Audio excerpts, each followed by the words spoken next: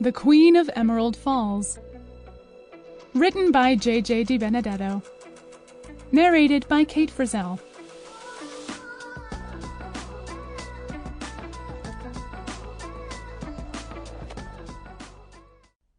One. Ariel. Now. Sheryl Jones Hardy stared at the envelope. She'd found it in the old hiding spot on the top shelf in the back corner of the hall closet, the same place her parents, usually her father being the more organized of the two, always squirreled away her gifts. It never ceased to amaze her that after 21 years, they still had no idea she knew about it, that no birthday or Christmas or graduation gift was ever a surprise to her. Well, maybe not 21 years. Really only 15 or 16. She hadn't properly understood about yearly gifts until she was 4 or so. And then it had been another year before she figured out how to climb up to the top shelf in the back of the closet to see all the goodies there. Except maybe they did know. Really thinking about it now, how could they not have known all along? They were both smart. Her father was a doctor after all. And more than that, a psychiatrist. And while her mother might not have had her father's education, she had enough low cunning and street smarts for the both of them, with plenty to spare. Of course they knew. It was a manila envelope, and it was thick. Ariel could feel a book inside. Or a notebook? She thought she could feel something round, possibly spiral binding. And on the envelope itself was written simply, "For Ariel. Do not open before October 25th, 2018. Which was tomorrow. And also, certainly not coincidentally, her 21st birthday.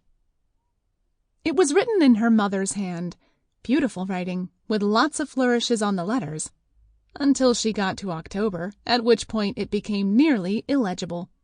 Almost as if her mother had suddenly been distracted in the middle of writing it, which was almost certainly what had actually happened. Sheryl Jones was nothing if not easily distracted. If it had been in her father's writing, Ariel might have obeyed the instruction, put the envelope back in the closet, and waited until her birthday proper to read it. But it was her mother who had written it, and her mother never set much store by rules. Mostly she regarded them as guidelines or suggestions, things she might obey or not, depending on how she felt at the moment. And in that regard, Ariel was definitely her mother's daughter. "You owe me $1, Sheryl. I said she'd open it up the minute she found it." Her father's voice broke Ariel's concentration. She'd been so engrossed in the book, the diary as it had turned out, she hadn't even heard her parents coming up the steps, or their footsteps on the hardwood floor of the hallway. There was no point pretending she was doing anything other than exactly what it looked like she was doing. She was sitting on the floor, her back up against the wall, the closet door still open, the diary in her hand. "I'm sorry," she said. "I couldn't help myself. I had to look in the closet. And anyway, I'm only a day early." Not even a day now. From her position on the floor, she could see the window high up near the ceiling, and it was almost totally dark out. How long had she been sitting here reading her mother's diary? It really had been engrossing, except that wasn't nearly a strong enough word to describe it. "It's fine, honey," her mother said, offering a hand to help her up. "I knew you wouldn't resist."